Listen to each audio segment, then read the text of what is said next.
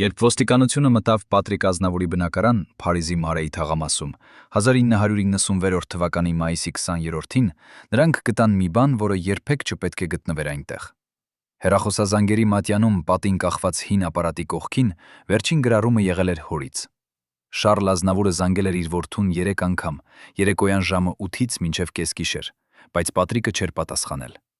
Յուրաքանչյուր զանգի դիմաց մատյանում նշված էր ժամանակ եւ տևողությունը՝ 30 վայրկյան, 45 վայրկյան, 1 րոպե 17 վայրկյան։ Հեռախոսը զնգում էր, իսկ Պատրիկը արդեն ընկած էր հատակին, անշարժ, իսկ նրա հայրը հազարավոր կիլոմետրեր հեռու, Լոս Անջելեսում, փորձում էր հասնել իր որդուն, չգիտակցելով, որ արդեն ուշ է։ Ինչ էր ուզում ասել Ազնավուրը այդ գիշեր։ Արդյոք նա զգում էր, որ ինչ-որ բան սխալ է, եւ ամենակարևորը, ինչու Պատրիկը չվերցրեց հեռախոսը, երբ իր հայրը, աշխարհահռչակ երգիչը, որը միշտ շրջապատված էր միլիոնավոր երկրպագուներով, փորձում էր հասնել իր միակ որդուն այդ ճակատագրական գիշերին։ Պատրիկ Ազնավուրը ծնվել էր 1956 թվականին Փարիզում, երբ նրա հայրը դեռ պայքարում էր ճանաչում ստանալու համար։ Շարլը այն ժամանակ երգում էր փոքրիկ կաբարեներում, վաստակում էր քիչ, բայց երազում էր մեծ բեմերի մասին։ Նրա կինը Էվելինը աշխատում էր որպես կարի ընտանիքին պահելու համար, իսկ փոքրիկ Պատրիկը մեծանում էր այն միջավայրում, որտեղ արվեստը եւ աղքատությունը ապրում էին կողք կողքի։ Երեխան տեսնում էր, թե ինչպես է իր հայրը գիշերները վերադառնում տուն, հոգնած, բայց միշտ ճպտացող, միշտ երգող։ Ազնավուրը երբեք չէր թաքցնում իր երազանքները որդուց, եւ Պատրիկը մեծանում էր հավատալով, որ նրա հայրը մի օր կդառնա աստղ։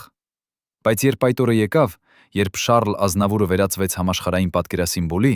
երբ նրա անունը սկսեց փայլել բոլոր համերգասրահների վրա, Փարիզից մինչև Նյու Յորք, Պատրիկը հասկացավ, որ կորցրել է իր հորը։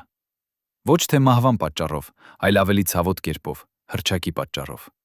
1965 թվականին, երբ Ազնավուրը արդեն համարվում էր Ֆրանսիայի ամենահայտնի երգիչներից մեկը, նա տարեկան անցկացնում էր 250 օր շրջագայություններում։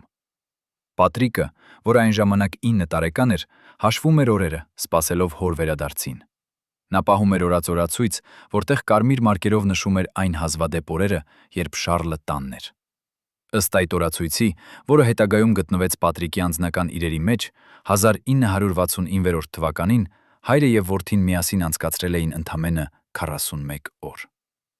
41 օր ամբողջ տարվա ընթացքում։ Իսկ մնացած ժամանակ Պատրիկը ապրում էր հեռախոսազանգերով եւ բացիկներով, ուղարկված տարբեր երկրներից։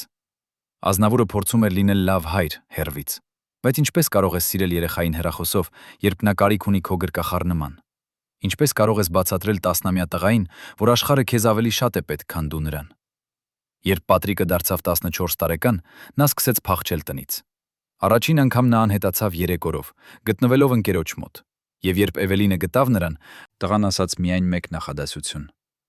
Եթե հայրս կարող է չլինել տանը ամիսներով, ինչու ես չեմ կարող չլինել 3 օր։ Այդ խոսքերը խորը վերք թողեցին Էվելինի սրտում, եւ նա փորձեց հասնել Շարլին, ով այդ պահին համերգներ էր տալիս Ճապոնիայում։ Բայց Ազնավուրը չկարողացավ անմիջապես վերադառնալ, պայմանագրերը արդեն ստորագրված էին, հազարավոր տոմսեր վաճառված, եւ նա խոստացավ, որ կվերադառնա 2 շաբաթից եւ կխոսի որդու հետ։ 2 շաբաթը վերածվեցին 1 ամսվա, ապա 2-ի, եւ երբ Շարլը վերջապես վերադառնավ Փարիզ, Պատրիկը արդեն սովորել էր ապրել առանց հոր ներկայության։ Նա սովորել էր լցնել այդ դատարկությունը այլ բաներով, ընկերներով, ովքեր նույնպես փնտրում էին իրենց տեղը կյանքում, երաժշտությամբ, որը նրան միացնում էր հոր հետ, բայց միաժամանակ հեռացնում, եւ ավելի ուշ, այն նյութերով, որոնք խոստանում էին մոռացություն։ 1976 թվականին Պատրիկը փորձեց հետևել հոր ճանապարհին եւ դարձավ երաժիշտ։ Նա ստեղծեց իր սեփական խումբը, գրեց երգեր, համերգներ տվեց փոքրիկ ակումբներում։ Շարլ Ազնավուրը հպարտանում էր որդով եւ նույնիսկ օգնեց նրան ստուդիայում ձայնագրել առաջին ալբոմը։ Բայց Պատրիկի երաժշտությունը տարբերվում էր հոր երաժշտությունից։ Այն ավելի մութ էր, ավելի անհանգիստ, լի էր այն ցավով, որը նա կուտակել էր տարիների ընթացքում։ Նրա երգերում հնչում էր մենության թեման, լքվածության զգացումը, փնտրտուքը, որը երբեք չի ավարտվում։ Քննադատները գրում էին, որ Պատրիկ Ազնավուրը ունի տաղանդ, բայց նրա ոճը չափազանց անձնական է, չափազանց ցավոտ լայն լսարանի համար։ Իսկ Պատրիկը շարունակում էր երգել ոչ թե հռչակի համար, այլ որովհետև դա միակ ձևն էր, որով նա կարող էր արտահայտել այն, ինչ չէր կարողանում ասել բառերով։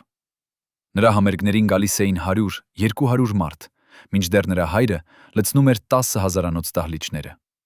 Եվ յուրաքանչյուր անգամ, երբ Պատրիկը նայում էր դատարկ աթոռներին իր համերգասրահում, նա հիշում էր, որ նրա հայրը չունի ժամանակ գալու եւ լսելու իր երգերը։ Բայց ամենածանրը եկավ 1986 թվականներին, երբ Պատրիկի կյանքը սկսեց քայքայվել։ Նրա ամուսնությունը ճաքեր տվեց, նրա երաժշտական կարիերան կանգ առավ, եւ նա սկսեց օգտագործել այն նյութերը, որոնք նախկինում միայն փորձել էր։ Ընկերները, ովքեր մոտիկից տեսնում էին Պատրիկի անկումը, ասում են, որ նա երբեք չմեղադրեց հորը բացահայտորեն,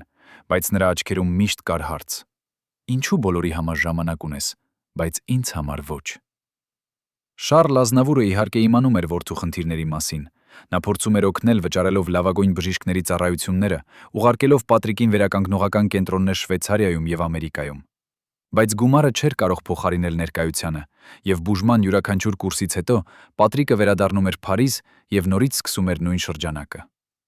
Ընտանիքի մերձավոր անձինք հիշում են մի դեպք, երբ Ազնավուրը գտնվելով Նյու Յորքում համերգային շրջագայության ժամանակ ստացավ զանգ Փարիզից։ Պատրիկը հիվանդանոցում էր, վիճակը ծանր էր։ Շարլը անմիջապես ցանկացավ թռչել, բայց նրա մենեջերը հիշեցրեց, որ մնացել են 3 համերգ, 10,000 տոմս վաճառված, պայմանագրային պարտավորություններ։ Ազնավուրը մնաց եւ ավարտեց շրջագայությունը, իսկ երբ վերադարձավ Փարիզ 1 շաբաթ անց, Պատրիկը արդեն դուրս էր գրված հիվանդանոցից եւ չէր ուզում տեսնել հորը։ 1989 թվականին Պատրիկը փորձեց վերջին անգամ վերականգնել իր կյանքը։ Նա հեռացավ Փարիզից եւ տեղափոխվեց փոքրիկ քաղաք Ֆրանսիայի հարավումայի հարավում, որտեղ ոչ ոք չգիտեր, որ նա Ազնավուրի որդին է։ Այնտեղ նա գտավ աշխատանք երաժշտության խանութում, վարձակալեց փոքրիկ բնակարան եւ փորձեց ապրել պարզ անանուն կյանք։ Մի քանի ամիս ամեն ինչ լավ էր գնում։ Նա զերծ մնաց վատ սովորություններից, նույնիսկ սկսեց գրել նոր երգեր։ Շարլը այցելեցին նրան մեկ անգամ, եւ դրանք անցկացրին ամբողջ օրը միասին, խոսելով, քայլելով ծովափին, եւ առաջին անգամ երկար տարիների ընթացքում Ազնավուրը զգաց, որ վերադարձրել է իր որդուն։ Բայց այդ խաղաղությունը տևեց կարճ ժամանակ։ 1987 թվականին Պատրիկը վերադարձավ Փարիզ, ասելով, որ ուզում է նորից փորձել երաժշտական կարիերա, եւ այդ վերադարձը նշանակեց նրա վերջնական անկման սկիզբը։ Քաղաքը, որը մի ժամանակ խոստացել էր նրան փառք, այժմ առաջարկում էր միայն հին ցավերը եւ նոր գայթակղությունները։ 1988 թվականին Շարլ Ազնավուրը տվեց իր առաջին մեծ հարցազրույցը, որտեղ խոսեց ընտանիքի մասին։ Սա եղավ նրա կարիերայի ամենահազվադեպ պահերից մեկը, քանի որ Ազնավուրը միշտ պահպանել էր իր անձնական կյանքը հանրությունից հեռու։ Բայց այդ անգամ, նստած ֆրանսիական հեռուստաալիքի ստուդիայում, 64 տարեկան երգիչը, որի դեմքը կրում էր հազարավոր համերավոր համերգների հոգնածության հետքերը, խոսեց իր որդու մասին։ Հարցազրույցավարը հարցրեց. «Պարոն Ազնավուր, դուք երգել եք սիրո եւ կորստի մասին ամբողջ կյանքում, բայց ինչպիսին է ձեր իսկական կյանքը, երբ բեմի լույսերը հանգչում են»։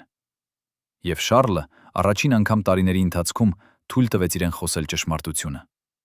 Իմ ամենամեծ երգերը գրվել են այն գիշերներին, երբ ես չէի կարողանում քնել, մտածելով իմ որդու մասին։ Ես երգել եմ միլիոնավոր մարդկանց համար, բայց երբեմն մտածում եմ, արդյոք ես երգեցի բավականաչափ իմ սեփական որդու համար։ Այդ խոսքերը հնչեցին ամբողջ Ֆրանսիայում, բայց Պատրիկը չտեսավ այդ հարցազրույցը։ Նա այդ երեկո գտնվում էր ընկերների հետ մի ակումբում, որտեղ երաժշտությունը այնքան բարձր էր, որ անհնար էր լսել սեփական մտքերը, եւ դա հենց այն էր, ինչ նա ուզում էր։ Մենք երբեք չենք իմանա, թե ինչ էր մտածում Պատրիկ Ազնավուրը այն վերջին ամիսներին, երբ նրա կյանքը դարձել էր անտանելի։ Նրա ընկերները պատմում են, որ նա դարձել էր ավելի մենամարտ, ավելի փակ։ Նա խուսափում էր հանդիպումներից եւ ժամեր շարունակ նստում էր իր բնակարանում, նվագելով հին երգեր սինթեզատորի վրա։ Հարևանները լսում էին այդ երաժշտությունը գիշերները, տխուր կրկնվող մեղեդիներ, որոնք կարծես պտտվում էին շրջանաձև եւ երբեք չգտնում էին ավարտ։ Մի անգամ նրա մոտ եկավ հին ընկերը, Ժան-Պիերը, ով նաեւ երաժիշտ էր, եւ փորձեց խոսել Պատրիկի հետ։ «Դու պետք է զանգես քո հորը», ասաց Ժան-Պիերը։ «Նա անհանգստանում է քո համար։ Բոլորը անհանգստանում են»։ Պատրիկը նայեց նրան եւ ժպտաց, այն տխուր ժպիտով, որը չի հասնում աչքերին, եւ ասաց. «Իմ հայրը միշտ անհանգստանում է, բայց միշտ էլ չափազանց հեռու է, որպեսզի իրականում օգնի։ Նա կարող է փրկել ամբողջ աշխարհը իր երգերով, բայց ինձ չի կարող փրկել»։ Այդ խոսքերից հետո Ժան-Պիերը փորձեց համոզել Պատրիկին գնալ բժշկի մոտ, բայց Պատրիկը մերժեց, ասելով, որ արդեն փորձել է բոլոր բժիշկներին, բոլոր թերապիաները եւ ոչինչ չի օգնում։ «Միակ բանը, որ օգնում է», ասաց նա, դա երաժշտությունն է, եւ նույնիսկ այն այլևս բավարար չէ։ 1996 թվականի մայիսին Շարլ Ազնավուրը գտնվում էր Ամերիկայում, նոր շրջագայության մեջ։ Նա 65 տարեկան էր, բայց դեռ լի էներգիայով եւ երգում էր այնպես, կարծես 20 տարեկան լիներ։ Նրա համերգները Լոս Անջելեսում անցնում էին հսկայական հաջողությամբ, յուրաքանչյուր երեկո 3000 հոգի ոտքի էր ելնում եւ ծափահարում երկար րոպեներ շարունակ։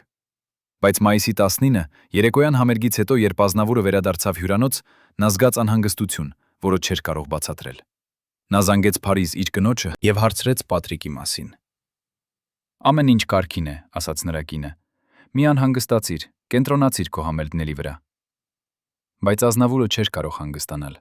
Նա զանգեց Պատրիկի բնակարան 1 անգամ, 2 անգամ, 3 անգամ։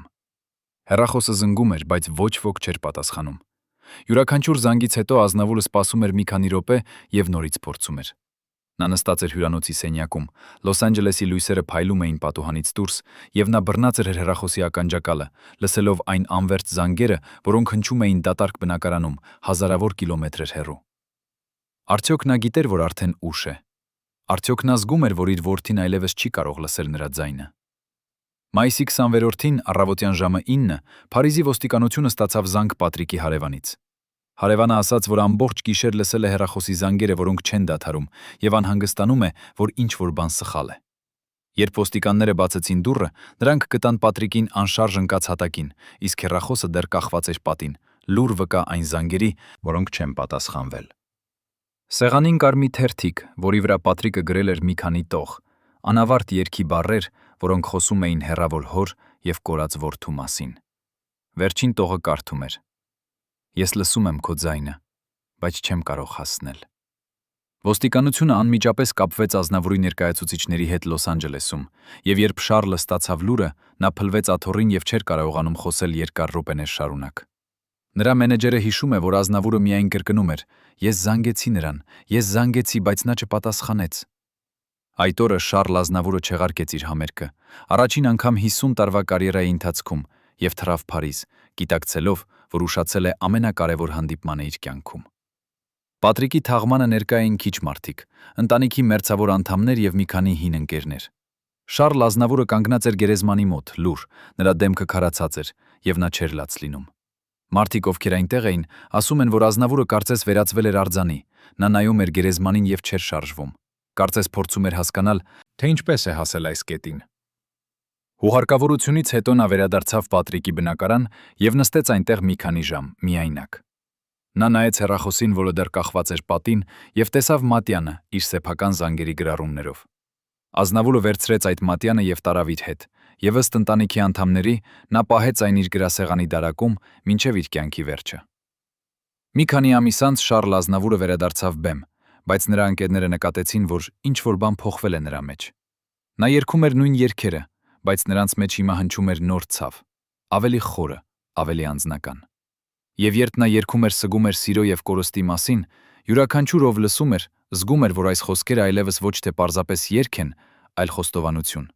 հոր խոստովանություն, ով ուշացել է ասել իր որդուն ամենակարևոր խոսքերը։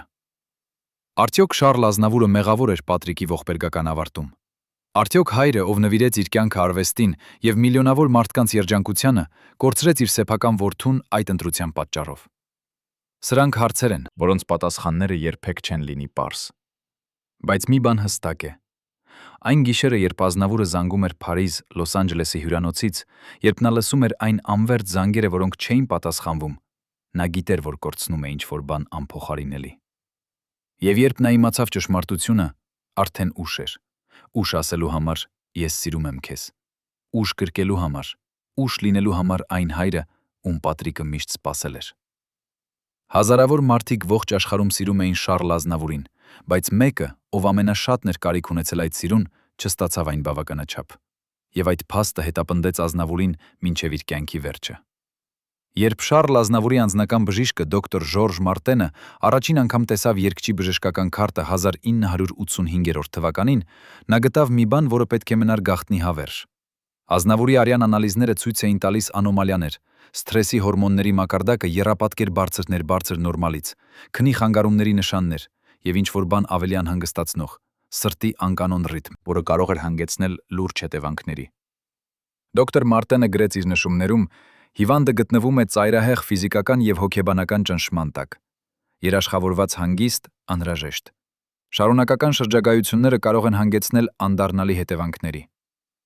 Բայց այդ նշումները երբեք չհասան Ազնավուրի մենեջերներին, քանի որ Շառլը անձամբ խնդրեց բժշկին պահել լռություն։ Եթե մարդիկ իմանան, որ ես հիվանդ եմ, ասաց Ազնավուրը, նրանք կսկսեն խղճալ ինձ, եւ ես չեմ ուզում խղճալություն։ Ես ուզում եմ, որ նրանք սիրեն իմ երաժշտությունը, ոչ թե անհանգստանան իմ առողջության համար։ Բայց իրականում կար ավելի խորը պատճառ այդ գաղտնիության համար։ Ազնավուրը վախենում էր, որ եթե դադարեցնի աշխատանքը, եթե դադարեցնի շրջագայությունները, նա կմնա միայնակ իր մտքերի հետ, միայնակ այն մեղքի զգացումի հետ, որը ուտում էր նրան ներսից։ Մեղքը Պատրիկի նկատմամբ։ Համերգասրահների աղմուկը, երկրպագուների ծափահարությունները, իրը, անվերջ ճանապարհորդությունները, այս ամենը եղավ նրա փախուստը իր սեփական խղճից։ Բայց մարմինը չի կարող խաբել հավերժ, եւ դոկտոր Մարտենը գիտեր, որ Ազնավուրը վազում է դեպի անդունդ, եւ ոչ ոք չէր կարող նրան կանգնեցնել։ Ինչ էր ավելի կարևոր Շառլ Ազնավուրի համար։ Իր առողջությունը, թե իր կարիքը մոռանալ այն, ինչ կորցրել էր։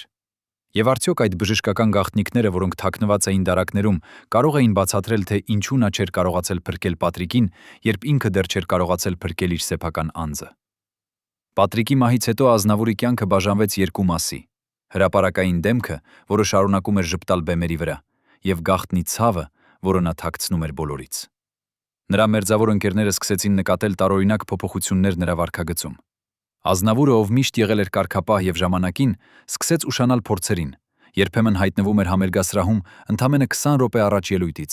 եւ նրա աչքերում կար այն հեռավոր հայացքը, որը խոսում էր, որ նրա մտքերը գտնվում են այլ տեղ։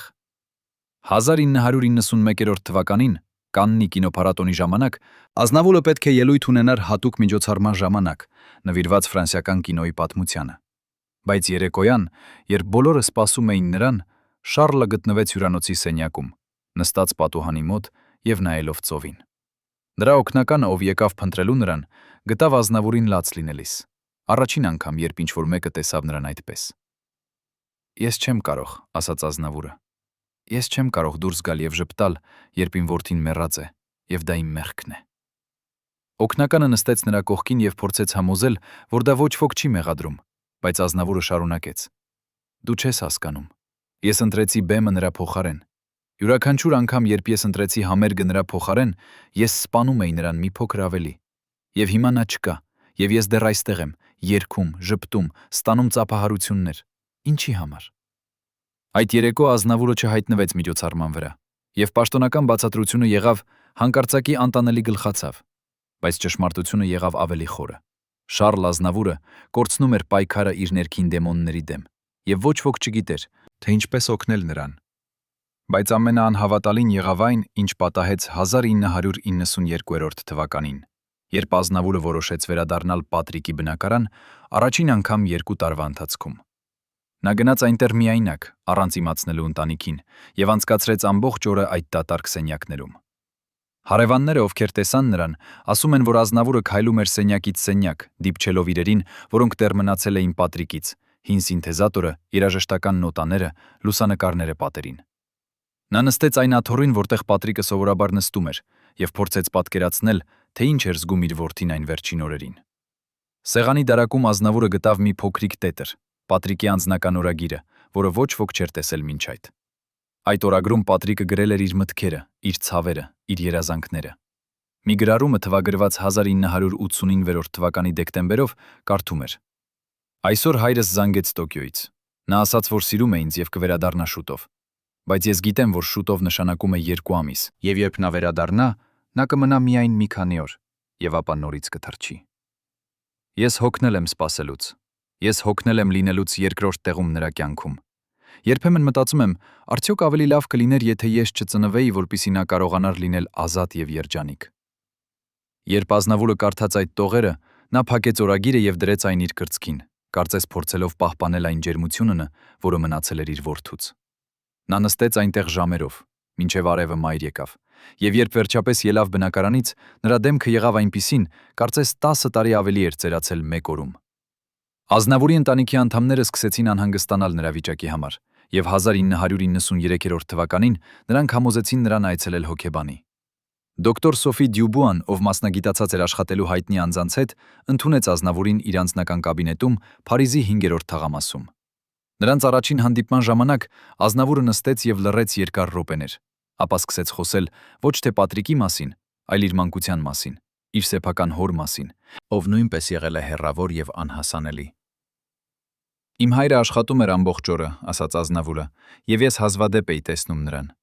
Ես խոստացել էի ինձ, որ երբ ես դառնամ հայր, ես կլինեմ այլ կերպ։ Բայց ես դարձա նույնը։ Ես կրկնեցի նույն սխալները, միայն ավելի մեծ մասշտաբով։ Դոկտոր Դյուբուան հարցրեց. Ինչու դուք կարծում եք, որ կրկնեցիք այդ սխալները։ Ազնավուրը մտածեց երկար, ապա պատասխանեց. Որովհետև ես չգիտեի, թե ինչպես լինել հայր եւ աստղ միաժամանակ։ Ես մտածում էի, որ եթե ես հաջողակ լինեմ, եթե ես ապահով եմ իմ ընտանիքին, դա բավարար կլինի։ Բայց Պատրիկին պետք էր ոչ թե գումար, այլ ես։ Եվ ես չէի այնտեղ։ Այդ թերապևտիկ սեանսները շարունակվեցին մի քանի ամիս, բայց Ազնավուրը երբեք չխոսեց դրանց մասին հրապարակայնորեն, եւ մինչդեռ ինքը միայն հիշում էր այդ առումով իր կյանքը։ Նրա մահը հանկարծ էր, նա գտնվել էր տեր եւ հանգիստ։ Նրա մոտ էին նրան հանձնելու մինչև 1 տարվա ընթացքը, բայց նրա կյանքը մինչդեռ տեղ չէր։ Հանց մասին հրապարակայնորեն եւ միայն նրա ամենամերձավոր ընկերները գիտեին, որ նա փորձում է գտնել խաղաղություն իր անցյալի հետ։ Բայց թերապիան չէր կարող փոխել անցյալը, եւ Ազնավուրը շարունակում էր կրել այդ բեռը իր ուսերին։ 1995 թվականին, Պատրիկի մահվան 5-րդ տարելիցին, Ազնավուրը գրեց նոր երգ՝ Les mots qui restent, խոսքերը, որոնք մնում են։ Այդ երգը երբեք չթողարկվեց որպես սինգլ, եւ շատ քիչ մարդիկ գիտեն դրա գոյության մասին, բայց նրանք, ովքեր լսել են այն, ասում են, որ դա Ազնավուրի ամենաանձնական եւ ամենացավոտ ստեղծագործությունն է։ Երգի բառերը խոսում են հոր մասին, ով փորձում է ասել իր որդուն «Ես սիրում եմ քեզ», բայց խոսքերը չեն գալիս, եւ երբ վերջապես նա գտնում է այդ խոսքերը, արդեն ուշ է, որդին չի կարող լսել։ Ազնավուրը երգեց այդ երգը միայն մեկ անգամ, անձնական համերգի ժամանակ իր ընտանիքի համար, եւ երբ նա ավարտեց, սենյակում եղավ լուռ լռություն, եւ բոլորը լաց էին լինում, նույնիսկ Շառլը։ Նրա կինը հետո ասաց. այդ երգը եղավ նրա խոստովանությունը, նրա ներողություն խնդրելը Պատրիկից, բայց նաեւ ինքն իրենից։ Բայց արդյոք Ազնավուրը երբևէ իսկապես ներեց իր սեփական անձին։ Արդյոք նա կարողացավ գտնել խաղաղություն այն գիտակցությամբ, որ իր ընտրությունները, նրա կարիերան, նրա հռչակը արժեցին իր որդու կյանքը։ 1996 թվականին Ազնավուրը տվեց մի հարցազրույց ֆրանսիական ռադիոյին, որտեղ նրան հարցրին. Եթե դուք կարողանայիք վերադառնալ անցյալ եւ փոխել մեկ բան ձեր կյանքում, ինչ կլիներ դա։ Ազնավուրը լռեց երկար, եւ հարցազրույցավարը մտածեց, որ նա չի պատասխանի, բայց ապա Շառլը ասաց. Ես կընտրեի ավելի քիչ համերգներ եւ ավելի շատ ժամանակ տանը։ Ես կընտրեի լինել պարզապես հայր, ոչ թե աստղ։ Բայց կյանքը չի տա երկրորդ հնարավորություններ, եւ մենք պետք է ապրենք մեր ընտրությունների հետևանքների հետ։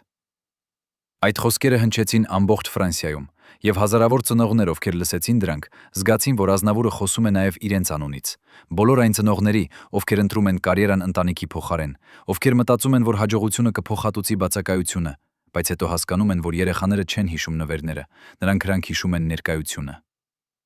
Ազնավուրի ողբերգությունը եղավ նաեւ միլիոնավոր ծնողների ողբերգությունը, ովքեր փորձում են հավասարակշռել աշխատանքը եւ ընտանիքը եւ երբեմն ընտրում են սխալ կողմը։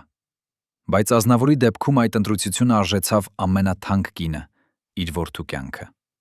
Պատրիկի մահից 10 տարի անց, 1999 թվականին, Ազնավուրը վերադարձավ Հայաստան, երկիրը, որը նա համարում էր իր երկրորդ հայրենիքը։ Նա այցելեց Գյումրի, քաղաքը, որը ավերվել էր երկրաշարժից 11 տարի առաջ, եւ որտեղ նա օգնել էր վերակառուցման աշխատանքներին։ Այնտեղ կանգնած ավերակների մեջ, որոնք դեռ չէին վերականգնվել, Ազնավուրը տեսավ երեխաների խումբ, խաղալիս փլատակների մեջ, եւ նրանցից մեկը մոտեցավ նրան ու հարցրեց. Դուք Ազնավուրն եք, այն երգիչը, ով օգնեց մեր քաղաքին։ Շառլը ժպտաց եւ ասաց. Այո, ես եմ։ Երեխան նայեց նրան եւ ասաց. Իմ հայրը ասում է, որ դուք հերոս եք, որովհետեւ դուք չմոռացաք մեզ։ Այդ խոսքերը խորը դիպան Ազնավուրին, եւ նա մտածեց. ես հերոս եմ օտար երեխաների համար, բայց չկարողացա լինել հերոս իմ սեփական որդու համար։ Ես փրկեցի ամբողջ քաղաք, բայց չկարողացա փրկել մեկ մարդու, ով ամենաշատն էր կարիք ունեցել ինձ։ Այդ օրը Ազնավուրը նստեց երեխաների հետ եւ խոսեց նրանց հետ ժամերով, հարցնելով նրանց երազանքների մասին, նրանց ընտանիքների մասին, նրանց հույսերի մասին։ Եվ յուրաքանչյուր երեխայի մեջ նա տեսնում էր Պատրիկին, այն փոքրիկ տղային, ով մի ժամանակ սպասում էր իր հոր վերադարձին եւ երբեք չստացավ բավականաչափ ժամանակ նրա հետ։ Երբ Ազնավուրը վերադարձավ Փարիզ այդ ուղևորությունից, նա կանչեց իր ընտանիքին եւ ասաց նրանց. «Ես ուզում եմ, որ դուք իմանաք մի բան. ես շատ սխալներ եմ կատարել իմ կյանքում, եւ ամենամեծ սխալը եղավ այն, որ ես չտվեցի բավականաչափ ժամանակ ձեզ։ Ես մտածում էի, որ իմ աշխատանքը, իմ հաջողությունը կդարձներ ձեզ հպարտ, բայց հիմա ես հասկանում եմ, որ ամենակարևորը ոչ թե հաջողությունն է, այլ ներկայությունը։ Ես չեմ կարող վերադարձնել կորցրած ժամանակը, բայց ես կարող եմ փոխել ապագան»։ Այդ օրվանից Ազնավուրը սկսեց մերժել մի քանի համերգներ, առաջին անգամ իր կարիերայի ընթացքում, եւ անցկացնել ավելի շատ ժամանակ ընտանիքի հետ։ Նա սկսեց ավելի շատ խոսել իր թոռների հետ, ավելի շատ լսել նրանց եւ փորձել լինել այն հայրը եւ պապը, որը նա չկարողացավ լինել Պատրիկի համար։ Բայց նույնիսկ այդ փոփոխությունները չէին կարող մաքրել մեղքի զգացումը, որը նա կրում էր իր սրտում։ Յուրաքանչյուր անգամ, երբ նա նայում էր իր թոռներին, նա տեսնում էր Պատրիկին, այն երեխային, ում նա կորցրեց, եւ այդ տեսիլքը հետապնդում էր նրան մինչև իր կյանքի վերջը։ 1998 թվականին, Պատրիկի մահվան 8-րդ տարելիցին, Ազնավուրը գնաց գերեզմանատուն, միայնակ, առանց լրագրողների, առանց երկրպագուների։ Նա կանգնեց գերեզմանի մոտ եւ սկսեց խոսել, բարձր, կարծես Պատրիկը կարող էր լսել նրան։ «Ես գիտեմ, որ ես ուշացա», ասաց Ազնավուրը։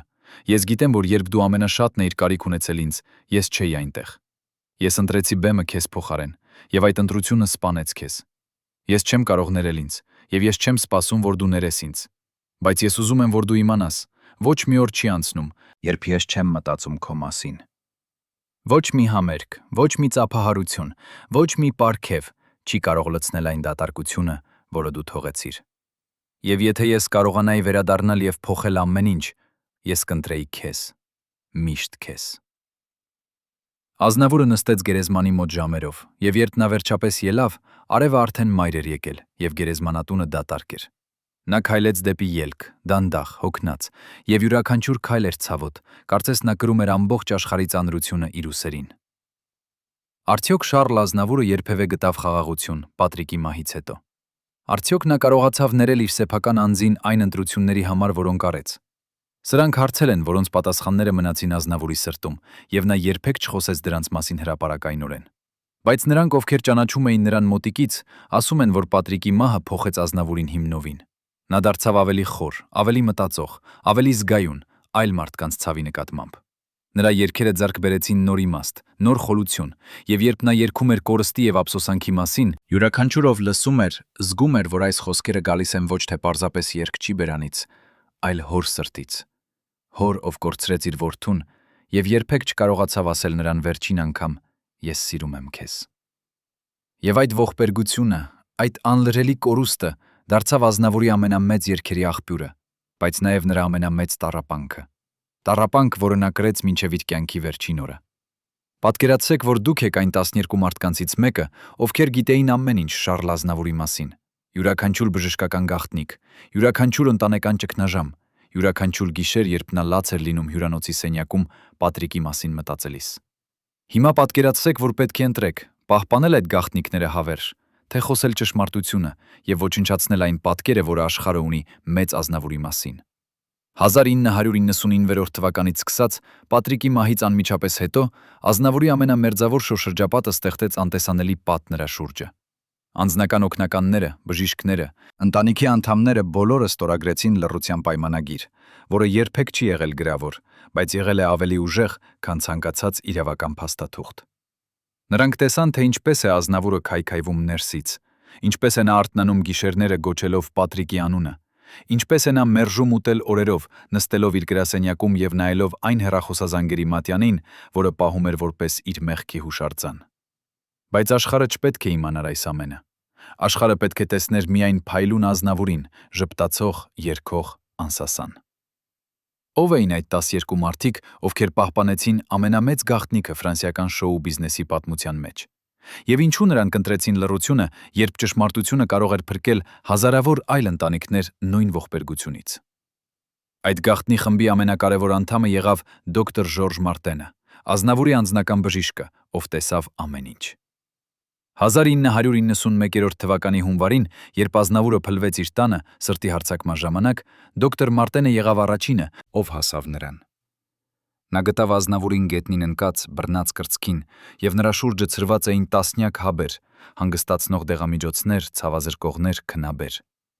Ազնավուրը փորձում էր խեղդել իր ցավը քիմիական միջոցներով, բայց մարմինը ապստամբում էր։ Դոկտոր Մարտենը փրկեց նրան այդ գիշեր, բայց նա գիտեր, որ հաջորդ անգամ կարող է ուշանալ։ Նա նստեց Ազնավուրի հետ, երբ երգիչը վերականգնվեց եւ ասաց. «Շարլ, դու սպանում ես ինքդ քեզ։ Քո սիրտը չի դիմանա այս ռիթմին։ Դու պետք է դադարեցնես համերգները, պետք է հանգստանաս, պետք է բուժվես»։ Բայց Ազնավուրը նայեց նրան այն հոգնած դատարկ աչքերով եւ պատասխանեց. «Եթե ես դադարեցնեմ երգելը, ես կմեռնեմ ավելի արագ, քան ցանկացած սրտի հիվանդությունից։ Երաժշտությունը միակ բանն է, որ պահում է ինձ կենդանի։ Առանց դրա ես կմնամ միայնակ իմ մտքերի հետ, եւ այդ մտքերը կսպանեն ինձ»։ Դոկտոր Մարտենը հասկացավ, որ նա պայքարում է ոչ թե հիվանդության դեմ, այլ մարդու դեմ, ով կորցրել է ցանկությունը ապրելու համար։ Նա գրեց մանրամասն զեկույց Ազնավուրի վիճակի մասին, բայց այդ զեկույցը երբեք չտեսավ լույսը։ Այն փակվեց դարակում, կնքված եւ թաքնված, քանի որ Ազնավուրը պահանջեց, որ ոչ ոք չիմանա, թե որքան մոտ է նա մահվան։ Ինչպիսին էր այդ զեկույցը, որը կարող էր փոխել ամեն ինչ, բայց մնաց գաղտնի։ Եվ քանի այլ փաստաթղթեր կան դեռ թաքնված ընտանեկան արխիվներում, որոնք պատմում են ճշմարտությունը Ազնավուրի վերջին տարիների մասին։ Բայց դոկտոր Մարտենը միակը չէր այդ գաղտնի խմբում։ Եղավ նաև Մարի Կլոդ Բոնֆուան, Ազնավուրի անձնական օգնականը, ով աշխատել է նրա հետ 25 տարի եւ տեսել է ամեն ինչ։ Նա էր, ով կազմակերպում էր Ազնավուրի գաղտնի այցերը Պատրիկի գերեզման, ով ամրագրում էր հոգեբանի մոտ նրա սեանսները կեղծ անուններով, ով թաքցնում էր լրագրողներից այն գիշերները, երբ Ազնավուրը չէր կարողանում ելնել բեմ, լաց լինելու պատճառով։ 1992 թվականին Կաննի կինոփառատոնի ժամանակ, երբ Ազնավուրը չհայտնվեց միջոցառման վրա, Մարի Կլոդն էր, ով պատմեց լրագրողներին հանկարծակի գլխացավի մասին։ Մինչդեռ իրականում Ազնավուրը նստած էր հյուրանոցի սենյակում եւ խոսում էր Պատրիկի լուսանկարի հետ, որը միշտ կրում էր իր հետ։ Մարի Կլոդը պահպանեց օրագիր այդ տարիների մասին, մանրամասն նկարագրություններով Ազնավուրի վիճակի, նրա տրամադրության տատանումների, նրա ճգնաժամերի։ Այդ օրագիրը պարունակում է տեղեկություններ, որոնք կարող էին ամբողջովին փոխել հասարակության պատկերացումը Ազնավուրի մասին։ Օրինակ գրառում 1993 թվականի մարտից։ Այսօր Շարլը խնդրեց ինձ գտնել Պատրիկի բոլոր ձայնագրությունները։ Նա ուզում է լսել որդու ձայնը, բայց երբ ես բերեցի կասետները, նա չկարողացավ նվագել դրանք։ Նա բռնեց կասետները եւ լաց եղավ, ասելով, որ չի արժանի լսել Պատրիկի ձայնը, որովհետեւ նա չլսեց նրան, երբ Պատրիկը կենդանի էր։ Այդ օրագիրը դեռ գոյություն ունի, պահված Մարի Կլոդի տանը, եւ նա երդվել է, որ երբեք չի հրապարակի այն, պահպանելով Ազնավուրի վերջին ցանկությունը։ Բայց ինչու այդ գաղտնիքները այդքան կարևոր են։ Ինչու Ազնավուրի շրջապատը ընտրեց պաշտպանել նրա պատկերը, նույնիսկ եթե դա նշանակում էր թաքցնել ճշմարտությունը։ Եղավ նաև Ժան-Պոլ Դրեֆուսը, Ազնավուրի երկարամյա մենեջերը, ով գիտեր բոլոր ֆինանսական գաղտնիքները։ Նա էր, ով կազմակերպեց Ազնավուրի գաղտնի ֆինանսական օգնությունը Պատրիկի ընկերներին, նրանց, ովքեր նույնպես պայքարում էին կախվածության դեմ։ Ազնավուրը չուզեց, որ ինչ-որ մեկը իմանա այդ մասին, բայց նա վճարում էր բուժման կուրսերը, վերականգնողական ծրագրերը, հոգեբանական օգնությունը տասնյակ երիտասարդների համար, յուրաքանչյուրի մեջ տեսնելով Պատրիկին։ Ժան-Պոլը պահպանում է ֆինանսական փաստաթղթերը, որոնք ցույց են տալիս, որ Ազնավուրը ծախսել է միլիոնավոր ֆրանկներ այդ գաղտնի օգնության վրա, փորձելով փրկել այլ Պատրիկների, փորձելով փոխհատուցել այն, ինչ չկարողացավ անել իր սեփական որդու համար։ Բայց այս բարեգործությունը երբեք չհրապարակվեց, քանի որ Ազնավուրը չուզեց, որ մարդիկ մտածեն, թե նա փորձում է գնել ներողություն։ Ժան-Պոլը հիշում է մի զրույց Ազնավուրի հետ 1995 թվականին։ Շարլը ասաց ինձ. «Ես չեմ կարող վերադարձնել Պատրիկին, բայց կարող եմ փորձել, որ այլ ծնողներ չկորցնեն իրենց երեխաներին։ Եթե ես կարող եմ փրկել նույնիսկ մեկ կյանք, գուցե Պատրիկը ների ինձ»։ Այդ խոսքերը ցույց են տալիս, որ Ազնավուրը երբեք չդադարեց փնտրել ներողություն, երբեք չդադարեց պատժել ինքն իրեն։ Եվ նրա շրջապատը տեսնելով այդ տառապանքը, որոշեց պաշտպանել նրան միակ ձևով, որը գիտեին, պահպանելով լռությունը։ Գաղտնի խմբի մեջ եղավ նաև Ազնավուրի երկրորդ կինը, Ուլան, ով ամուսնացել էր նրա հետ 1957 թվականին, երկար տարիներ առաջ Պատրիկի ծննդից։ Նա չէր Պատրիկի կենսաբանական մայրը, բայց փորձեց լինել նրա ընկերը, նրա աջակիցը։ Ուլան տեսավ, թե ինչպես է Պատրիկը հեռանում հորից, եւ փորձեց կամրջել այդ անդունդը, բայց չհաջողվեց։ Պատրիկի մահից հետո Ուլան դարձավ Ազնավուրի ամենամեծ աջակիցը, Նա էր, ով պահում էր նրան, երբ նա փլվում էր, ով լսում էր նրան, երբ նա խոսում էր Պատրիկի մասին գիշերներով, ով չէր դատում նրան, երբ նա մեղադրում էր ինքն իրեն։ Ուլան պահպանում է նամակները, որոնք Ազնավուրը գրել է Պատրիկին, նամակներ, որոնք երբեք չեն ուղարկվել, քանի որ Պատրիկը արդեն չկար։ Այդ նամակներում Ազնավուրը գրում է ամեն ինչ, ինչ չկարողացավ ասել կենդանի լինելիս. իր սերը, իր ափսոսանքը, իր երազանքները այն մասին, թե ինչպիսին կարող էր լինել նրանց հարաբերությունը, եթե նա ընտրեր այլ կերպ։ Մի նամակում թվագրված 1996 թվականի հոկտեմբերով Ազնավուրը գրում է. «Պատրիկ, այսօր ես տեսա երեխայի, ով նման էր քեզ, երբ դու 10 տարեկան էիր։ Նա սպասում էր իր հորը դպրոցի դարպասի մոտ, եւ երբ հայրը եկավ, երեխան վազեց եւ գրկեց նրան այնպիսի ուրախությամբ, որ իմ սիրտը ճեղքվեց։ Ես հիշեցի, թե ինչպես էիր դու սպասում ինձ, եւ ես երբեք չէի գալիս ժամանակին։ Ես հիշեցի քո աչքերը, լի հուսով, ապա հիասթափությամբ, ապա դատարկությամբ։ Եվ ես ուզում եմ վերադառնալ այդ օրերին եւ լինել այն հայրը, ում դու արժանի էիր»։ Այդ նամակները երբեք չեն հրապարակվի, քանի որ Ուլլան համարում է, որ դրանք չափազանց անձնական են, չափազանց ցավոտ, եւ աշխարհը չունի իրավունք տեսնելու Ազնավուրի ամենախոր վերքերը։ Բայց ամենաանհավատալի անդամը այդ գաղտնի խմբի մեջ եղավ Նիկոլ Դյուրանը, Ազնավուրի հոգեբույժը, ով բուժեց նրան 1993 թվականից մինչև 1998 թվականը։ Նիկոլը տեսավ Ազնավուրին այնպիսին, ինչպիսին ոչ ոք երբեք չէր տեսել, ամբողջովին կոտրված, ամբողջովին անպաշտպան, ամբողջովին մերկ իր ցավի մեջ։ Նրանց սեանսների ժամանակ Ազնավուրը խոսում էր ոչ միայն Պատրիկի մասին, այլև իր սեփական մանկության մասին, իր հոր մասին, իր վախերի մասին։ Նիկոլը պահպանում է մանրամասն նշումներ այդ սեանսներից, հոգեբանական պրոֆիլ, որը բացահայտում է Ազնավուրի ներքին աշխարհը։ Մի նշումում նա գրում է. հիվանդը տառապում է խորը մեղքի համալիրից, որը սերում է ինքնատիրապետման մեխանիզմները։ Նա համոզված է, որ իր հաջողությունը կառուցված է որդու կյանքի վրա, եւ այդ համոզվածությունը ոչնչությունը ոչնչացնում է նրա կարողությունը վավայելել ցանկացած ձեռքբերում։ Հիվանդը ցուցաբերում է ինքնավնասման տենդենսներ, մերժելով հանգիստը, ծանրաբեռնելով ինքն իրեն աշխատանքով, կարծես փորձելով պատժել ինքն իրեն։ Այդ նշումները ցույց են տալիս, որ Ազնավուրի տառապանքը չէր միայն հուզական, այլ նաև հոգեբանական հիվանդություն, որը պահանջում էր լուրջ բուժում։ Բայց Ազնավուրը մերժեց դեհորայքային թերապիան ասելով. «Ես չեմ ուզում մոռանալ իմ ցավը։ Այդ ցավը միակ կապն է, որ ինձ միացնում է Պատրիկի հետ»։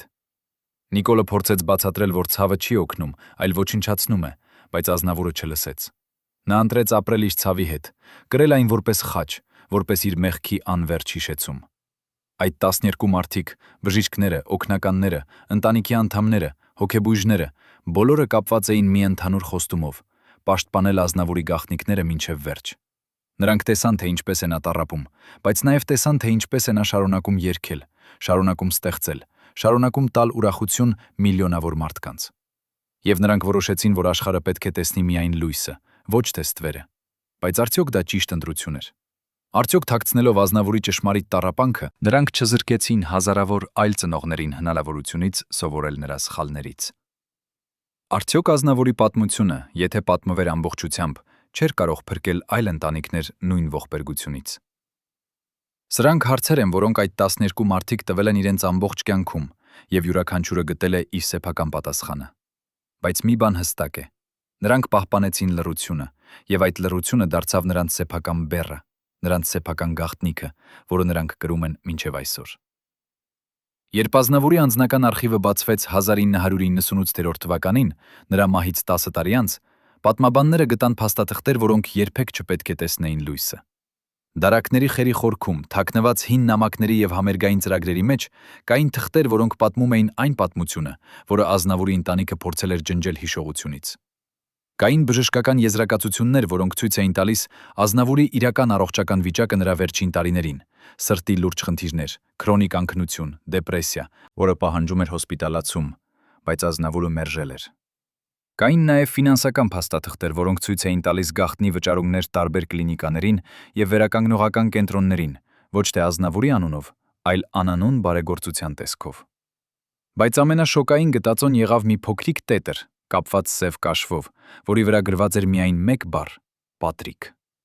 Այդ տետրը պարունակում էր Ազնավուրի անձնական նշումները, մտքեր, որոնք նա գրել էր գիշերները, երբ չէր կարողանում քնել, երբ հիշողությունները հետապնդում էին նրան։ Պատմաբանները, ովքեր կարդացին այդ տետրը, ասում են, որ դա ամենացավոտ փաստաթուղթն է, որը նրանք երբևէ տեսել են՝ հոր խոստովանություն, գրված արյունով եւ արցունքներով։ Ինչ էր գրված այդ տետրում, որ այնքան շոկեցրեց նույնիսկ փորձառու պատմաբաններին, եւ ինչու Ազնավուրի ընտանիքը փորձեց թաքցնել այդ փաստաթղթերը, նույնիսկ մահից հետո։ Այդ սև տետրի առաջին էջում Ազնավուրը գրել էր թվական՝ 1996 թվականի մայիսի 21, օրը Պատրիկի մահից հետո։ Տեքստը սկսվում էր այսպես. Այսօր ես դարձա մարդասպան։ Ոչ ինչ-որ մեկի ձեռքերով, այլ իմ բացակայությամբ, իմ ընտրություններով, իմ էգոիզմով։ Ես սպանեցի իմ որդուն այնպես վստահ, կարծես ես ինքս սեղմեի շնչափողը նրա վզին։ Բայց ավելի վատն այն է, որ ես սպանեցի նրան դանդաղ, տարիներ շարունակ, յուրաքանչյուր անգամ, երբ ընտրեցի բեմը նրա փոխարեն, յուրաքանչյուր անգամ, երբ ասացի ես չեմ կարող գալ, յուրաքանչյուր անգամ, երբ լսեցի նրա ձայնը հեռախոսով եւ չզգացի, որ նա օգնություն է խնդրում։ Այդ խոսքերը ցույց են տալիս, որ Ազնավուրը ոչ միայն մեղադրում էր ինքն իրեն, այլ համարում էր ինքն իրեն մարդասպան, ոչ իրավական իմաստով, այլ բարոյական իմաստով։ Մաստով նա գրում է, որ յուրաքանչյուր ծափահարություն, յուրաքանչյուր պարգև, յուրաքանչյուր հաջողություն հիմա զգացվում է որպես արյունով ներկված, արյունով, որը հոսել է Պատրիկի երակներից։ Տետրի հաջորդ էջերում Ազնավուրը նկարագրում է մանրամասն այն գիշերը, երբ նա զանգում էր Փարիզ Լոս Անջելեսից։ Նա գրում է. Ես զանգեցի նրան 3 անգամ։ Առաջին անգամ ժամը 8-ին։ Ես մտածեցի, գուցե նա դուրս է գնացել։ Երկրորդ անգամ ժամը 11-ին ես սկսեցի անհանգստանալ, բայց ինքս ինձ համոզեցի, որ նա քնած է։ Երրորդ անգամ կեսգիշերին ես գիտեի, որ ինչ-որ բան սխալ է, բայց ես չթռա։ Ես չեղարկեցի իմ համերգը հաջորդ օրը։ Ես մնացի Ամերիկայում, որովհետև մտածեցի, ես չեմ կարող հիասթափեցնել 10,000 մարդկանց, ովքեր գնել են տոմսեր։ Ես ընտրեցի 10,000 օտարների ծափահարությունները իմ որդու կյանքի փոխարեն։ Եվ երբ ես իմացա, որ նա մեռել է, հենց այն ժամանակ, երբ ես երգում էի բեմի վրա, ես հասկացա, որ ես չեմ արժանի ապրելու։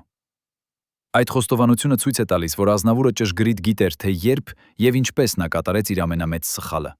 Նա չէր փորձում արդարացնել ինքն իրեն, չէր փորձում գտնել պատճառաբանություններ։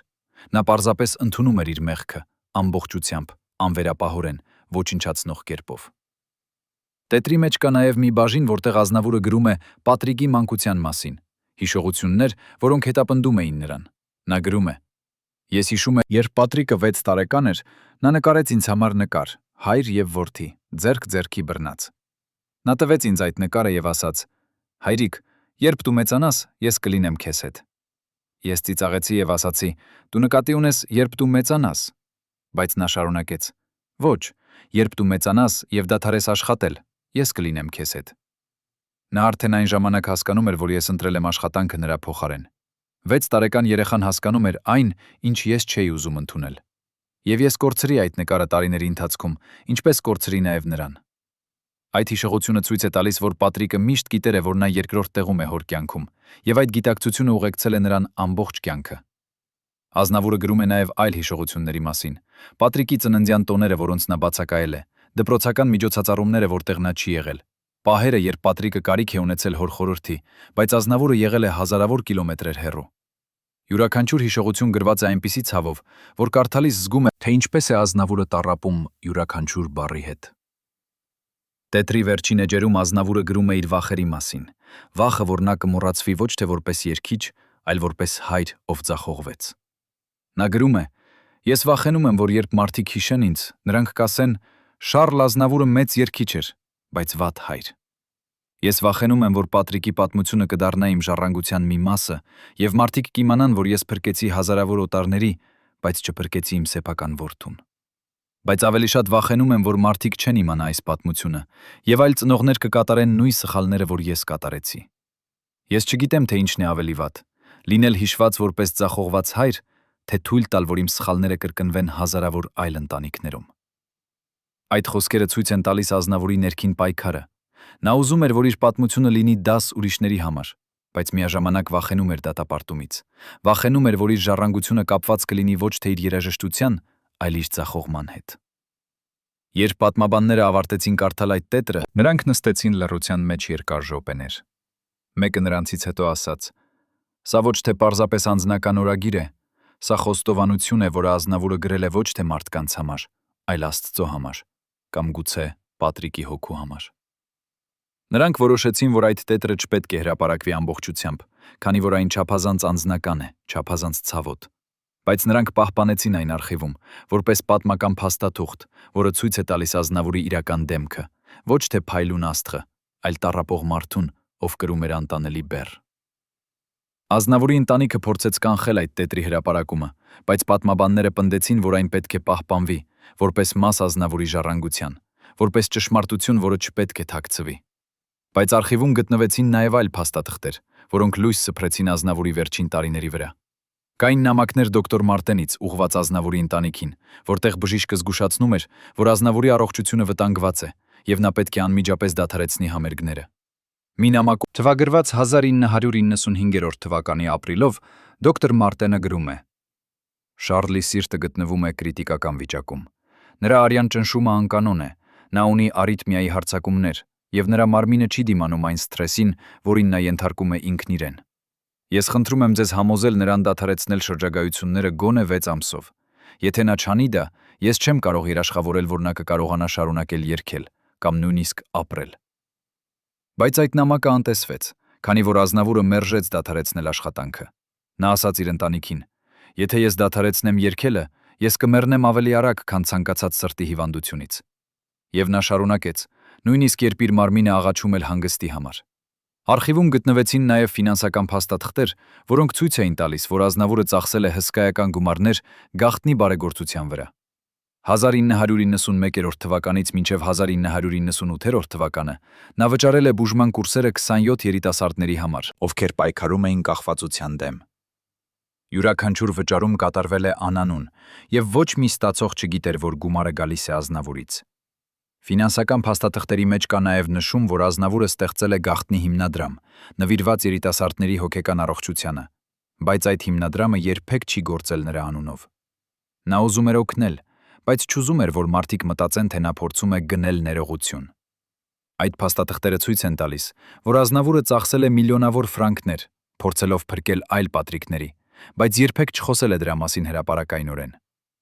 Արխիվի վերջին դարակում պատմաբանները գտան մի փոքրիկ տուփ, պարունակող Պատրիկի անձնական իրերը, որոնք Ազնավուրը պահել էր իր մոտ։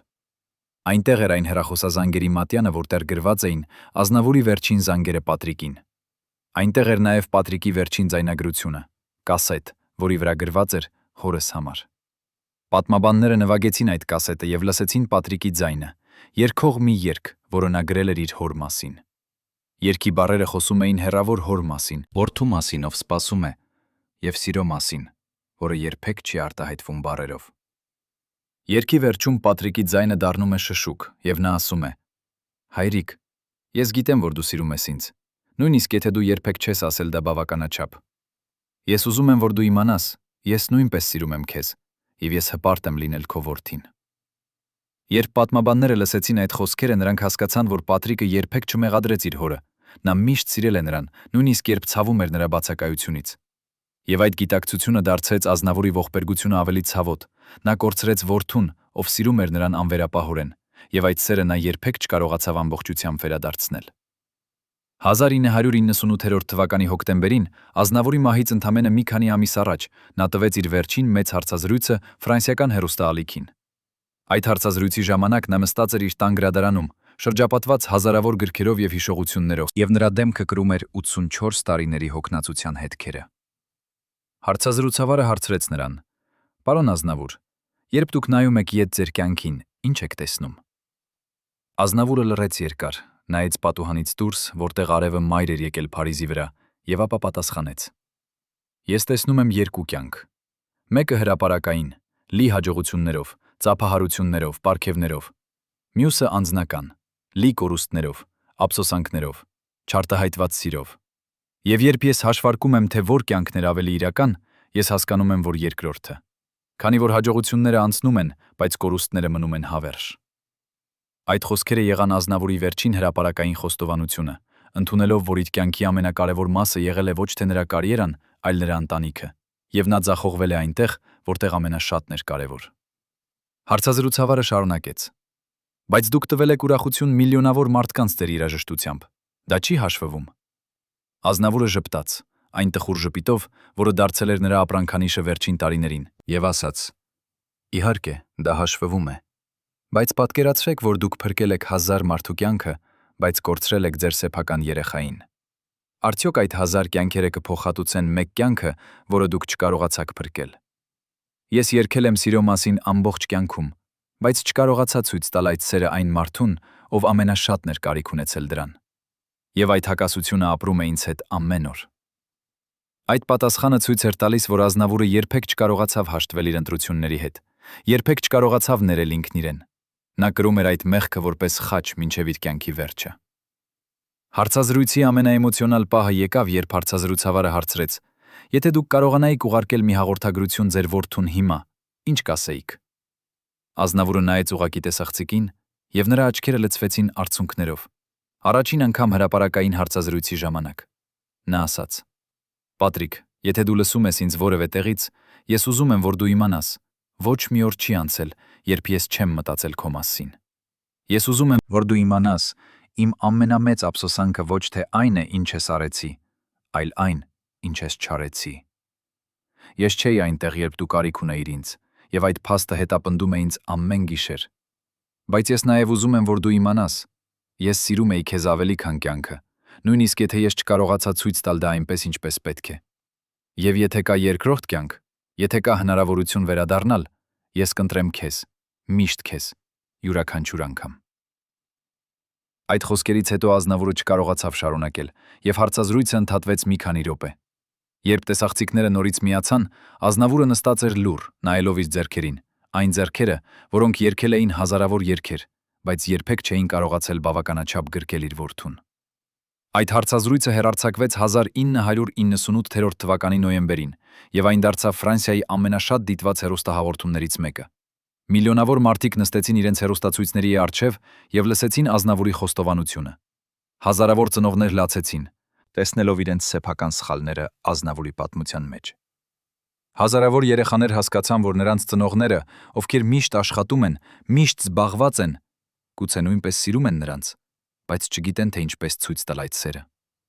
Այդ հարցազրույցը դարձավ ազգային զրույցի սկիզբ, զրույց աշխատանքի եւ ընտանիքի հավասարակշռության մասին, հաջողության գնի մասին, ծնողական պարտականությունների մասին։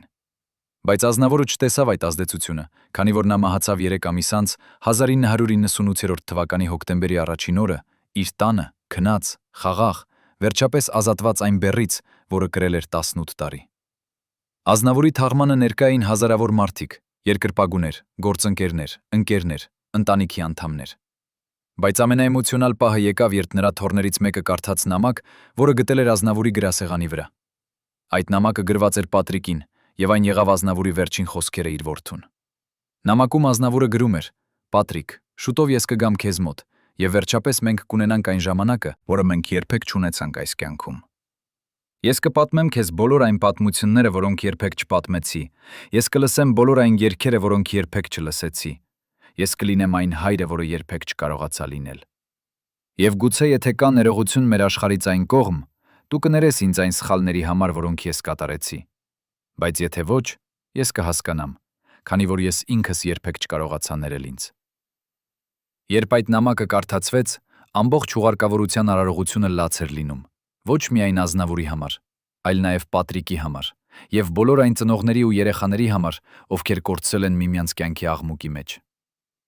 Ազնավուրը թաղվեց Մոնմարտրի գերեզմանատանը Փարիզում, ոչ հեռու Պատրիկի գերեզմանից։ Նրա գերեզմանակարի վրա փորագրված է միայն նրա անունը եւ տարիները, բայց ոչինչ ավելին։ Բայց նրանք, ովքեր այցելում են այդ գերեզմանը, հաճախ տեսնում են ծաղիկներ թողնված անանուն այցելուներից եւ փոքրիկ նշումներ գրված ծնողներից, ովքեր ասում են շնորհակալություն, որ պատմեցիք ձեր պատմությունը, կամ ես սովորեցի ձեր սխալներից։ Ազնավուրի ողբերգությունը դարձավ դաս ամբողջ սերնդի համար։ Դաս այն մասին, որ հաջողությունը, հռչակը, գումարը, այս ամենը ոչինչ չէ, եթե դու կորցնում ես այն մարդկանց, ովքեր ամենաշատն են սիրում քեզ։ Եվ այդ դասը, գնված այնպիսի ցավոտ գնով, շարունակում է ապրել մինչև այսօր։ Արդյոք Շարլ Ազնավուրը գտավ խաղաղություն իր կյանքի վերջում։ Արդյոք նա հաշտվեց Պատրիկի կորստի հետ։ Մենք երբեք չենք իմանա վստահորեն, բայց նրանք, ովքեր տեսան նրան նրա վերջին օրերին, ասում են, որ նա դարձել էր ավելի խաղաղ, ավելի ընդունող։ Նա դադարեց պայքարել իր անցյալի դեմ եւ սկսեց ապրել ներկայում, անցկացնելով ժամանակ իր թոռների հետ, պատմելով նրանց պատմություններ, լսելով նրանց երազանքները։ Եվ յուրաքանչյուր թոռի մեջ նա տեսնում էր Պատրիկին, երիտասարդ, լի հույսերով, եւ փորձում էր տալ նրանց այն, ինչ չկարողացավ տալ իր որդուն։ Գուցե դա եղավ նրա ձևը փրկվելու, ոչ թե իր սեփական անձի համար, այլ հաջորդ սերնդի համար։ Եվ գուցե եթե կա արդարություն մեր աշխարհից այն կողմ, Պատրիկը տեսավ այդ փոփոխությունը եւ վերջապես ներեց իր հորը, ոչ թե բառերով, այլ լռությամբ, որը ավելի բարձրաձայն է, քան ցանկացած խոսք։ Երբ Շարլ Ազնավուրը տվեց իր առաջին մեծ հարցազրույցը 1962 թվականին 38 տարեկան հասակում, լրագրողը հարցրեց նրան. «Ինչ է ձեզ համար ամենակարևորը կյանքում»։ Ազնավուրը նստած փարիզյան կաֆեի փոքրիկ սեղանի մոտ սիգարետ ծխելով եւ սուրճ խճխմելով, պատասխանեց առանց վարանելու. «Իմ ընտանիքը եւ իմ երաժշտությունը»։ Այդ հերթականությամբ։ Այդ հարցազրույցի ձայնագրությունը պահպանվել է ֆրանսիական ռադիոյի արխիվում, եւ երբ լրագրողները նորից լսեցին այն 1999 թվականին, Պատրիկի մահից տարի անց, դրանք հասկացան ողբերգության ամբողջ խորությունը։ Երիտասարդ Ազնավուրը իսկապես հավատում էր, որ ընտանիքը առաջին տեղում է, բայց կյանքը, հռչակը, անվերջ շրջագայությունները դանդաղ շրջեցին այդ առաջնահերթությունները։ Ո՞վ էր այն մարդը, ով առաջինը նկատեց այդ փոփոխությունը Ազնավուրի մեջ։ Երբ հենց Շարլը հասկացավ, որ կորցնում է իր որդուն։ Եվ ամենակարևորը, արդյոք եղավ մի պահ, երբ նա կարող էր դեռ փոխել ամեն ինչ, բայց չարեց դա։ Այդ հարցազրույցի ձայնագրությունը դարձավ ապացույց այն մասին, որ Ազնավուրը մի ժամանակ գիտեր, թե ինչն է ճիշտ, բայց ուղին կորցրեց ճանապարհին։ Այդ առաջին հարցազրույցից հետո անցան 30 տարի, եւ 1992 թվականին Ազնավուրը նորից նստեց նույն լրագրողի հետ, արդեն 70 տարեկան, արդեն փորձառու, արդեն կոտրված։ Լրագրողը, ով այժմ նույնպես ծերացել էր, հարցրեց նույն հարցը. «Պարոն Ազնավուր, ինչ է ձեզ համար ամենակարևորը կյանքում»։ Ազնավուրը նայեց նրան երկար, եւ նրա աչքերում կար այնպիսի ցավ, որ լրագրողը հետո ասաց. «Ես տեսա մարդու, ով կրում է ամբողջ աշխարհի ծանրությունը իր ուսերին»։ Ազնավուրը պատասխանեց. 30 տարի առաջ ես ասացի ընտանիքս եւ երաժշտությունս։ Այսօր ես կասեմ միայն ընտանիքս, բայց արդեն ուշ է։ Ես սովորեցի այդ դասը ամենածանր ձևով, կորցնելով այն, ինչ ամենաշատն էր կարևոր։ Այդ երկու հարցազրույցները, առաջինը եւ վերջինը, ցույց են տալիս Ազնավուրի ճանապարհը։ Երիտասարդ մարդուց, ով հավատում էր, որ կարող է ունենալ ամեն ինչ, մինչև ծեր մարդ, ով հասկացավ, որ ամենակարևորը կորցրել է։ Եվ այդ փոփոխությունը, այդ իմացությունը, որը եկավ չափազանց ուշ, դարձավ Ազնավուրի ամենամեծ ողբերգությունը։ Բայց կար մեկը, ով տեսավ այդ փոփոխությունը ավելի վաղ, քան բոլորը։ Դա եղավ Էվելին Պլեյադը, Ազնավուրի առաջին կինը, Պատրիկի մայրը, ով ամուսնալուծվեց Շարլից 1956 թվականին, երբ Պատրիկը ընդամենը 5 տարեկան էր։ Էվելինը երբեք չխոսեց հրապարակայնորեն ամուսնալուծության պատճառների մասին,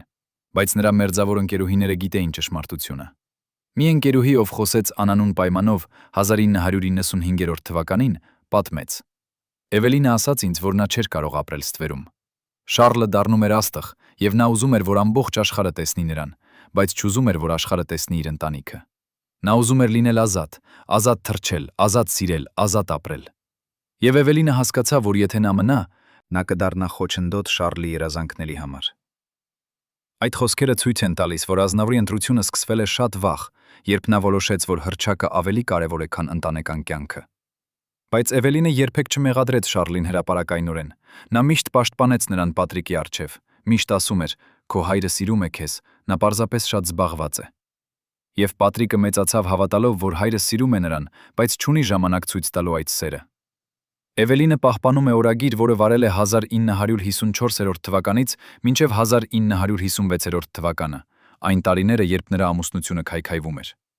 Այդ օրագրում նա գրում է Շարլի բացակայությունների մասին, Պատրիկի հարցերի մասին, երբ է հայրիկը գալիս, ինչու հայրիկը միշտ հեռու է, արդյոք հայրիկը սիրում է ինձ։ Մի գրառումում թվագրված 1955 թվականի դեկտեմբերով Էվելինը գրում է. «Այսօր Պատրիկը հարցրեց ինձ. «Մայրիկ, ինչու հայրիկը չեկավ իմ ծննդյան օրը»։ Ես չգիտեի, թե ինչ պատասխանել։ Ինչպես բացատրել 4 տարեկան երեխային, որ նրա հայրը ընտրեց համերգը Միլանում նրա ծննդյան տոնակատարության փոխարեն։ Ես ասացի. «Հայրիկը շատ է ուզում գալ, բայց նա պետք է երգի մարդկանց համար»։ Եվ Պատրիկը նայեց ինձ այն խելացի աչքերով, որոնք տեսնում են ավելին, քան մենք կարծում ենք, եւ ասաց. «Բայց ես էլ մարդ եմ»։ Այդ գրառումը ցույց է տալիս, որ Պատրիկը արդեն փոքր տարիքից հասկանում էր, որ նա երկրորդ տեղում է հոր կյանքում, եւ այդ գիտակցությունը ձևավորեց նրա ամբողջ անձնավորությունը։ Էվելինը որոշեց ամուսնալուծվել, երբ հասկացավ, որ Շառլը երբեք չի փոխվի։ Նա հիշում է վերջին զրույցը Ազնավուրիի հետ 1956 թվականի հետթվականի փետրվարին, երբ նրանք նստած էին իրենց փարիզյան բնակարանում, եւ Պատրիկը քնած էր հարևան սենյակում։ Էվելինը ասաց. «Շառլ, դու պետք է ընտրես, կամ մենք, կամ քո կարիերան»։ Ազնավուրը նայեց նրան եւ պատասխանեց. «Ինչու ես պետք է ընտրեմ։ Ինչու ես չեմ կարող ունենալ երկուսն էլ»։ Էվելինը ժպտաց, այն տխուր ժպիտով, որը գալիս է, երբ հասկանում ես, որ մարդը, ում սիրում ես, երբեք չի հասկանա քեզ, եւ ասաց. «Որովհետեւ Պատրիկին պետք է ոչ թե կես հայր, այլ ամբողջական հայր, եւ եթե դու չես կարող լինել այդպիսին, ավելի լավ է, որ չլինես հայր բոլորովին։ Դու չլինես հայր բոլորովին»։ Այդ խոսքերը վիրավորեցին Ազնավուրին, եւ նա պատասխանեց պարկությամբ. «Ես սիրում եմ իմ որդուն ավելի, քան ցանկացած բան այս աշխարհում»։ Բայց Էվելինը շարունակեց. «Սերը չի չափվում խոսքերով, Շառլ, սերը չափվում է ժամանակով, ներկայությամբ, ուշադրությամբ, եւ դու չունես այդ ամենը տալու»։ Այդ զրույցից հետո նրանք որոշեցին բաժանվել, եւ Էվելինը վերցրեց Պատրիկին եւ տեղափոխվեց փոքրիկ բնակարան Փարիզի 18-րդ թաղամասում։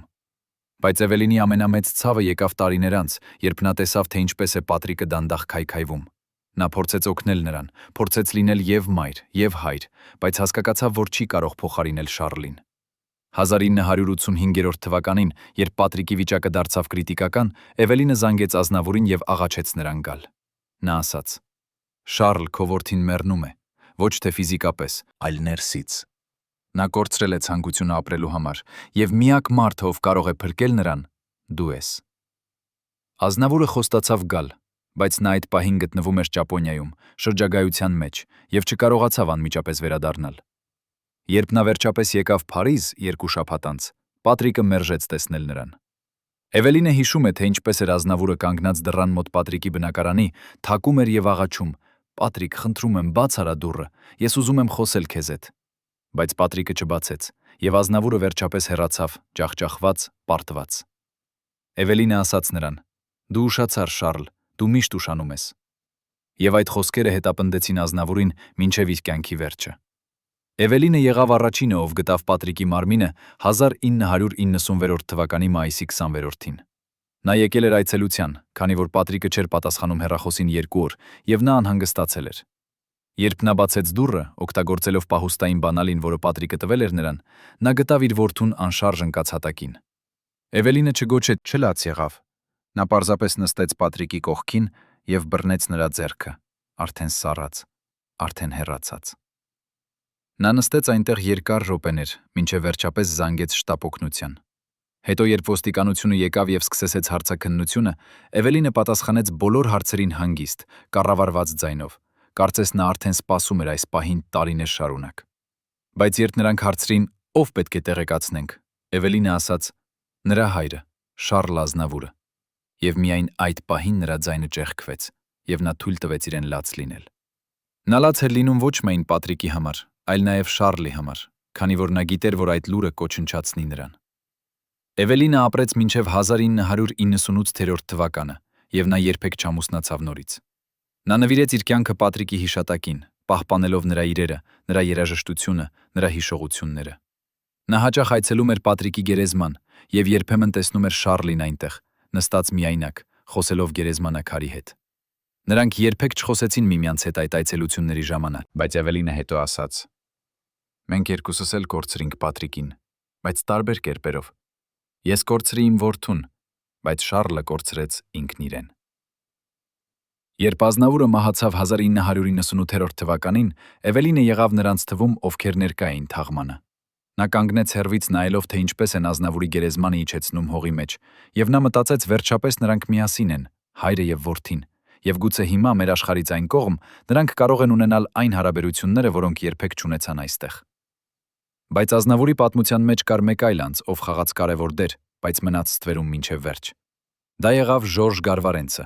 Ազնավուրի ամենամերձավոր ընկերը, ով ճանաչում էր նրան դեռ երեխայությունից, երբ նրանք երկուսն էլ աճում էին Փարիզի աղքատ թաղամասներում։ Ժորժը չդարձավ հայտնի։ Նա աշխատեց որպես երաժշտական ուսուցիչ ամբողջ կյանքը, բայց նա միշտ եղավ Շառլի համար այն մարդը, ում հետ նա կարող էր խոսել ճշմարտությունը։ Ժորժը տեսավ Ազնավուրի վերելքը, նրա հռչակը, նրա հաջողությունները, բայց նա նաև տեսավ գինը, որը Շառլը վճարեց այդ ամենի համար։ 1969 թվականին, երբ Ազնավուրը արդեն դարձել էր աստղ, Ժորժը հրավիրեց նրան իր փոքրիկ բնակարան եւ ասաց. «Շառլ, դու կորցնում ես Պատրիկին»։ Ազնավուրը զարմացավ եւ հարցրեց. «Ինչ ես նկատի ունենում»։ Ժորժը պատասխանեց. «Ես տեսնում եմ, թե ինչպես է նա նայում քեզ, երբ դու գալիս ես տուն։ Նա նայում է քեզ ոչ թե որպես հորը, այլ որպես հյուր, ով գալիս է հազվադեպ եւ մնում է կարճ ժամանակ։ Եթե դու չփոխես ինչ-որ բան հիմա, դու կկորցնես նրան հավերժ»։ Ազնավուրը լսեց այդ խոսքերը, բայց չարեց ոչինչ։ Նա մտածեց, որ Ժորժը չի հասկանում, որ հռչակը պահանջում է զոհողություններ, որ հաջողությունը չի գալիս հեշտությամբ։ Ժորժը շարունակեց զգուշացնել շացնել Ազնավուրին տարիների ընթացքում, բայց Շառլը չլսեց։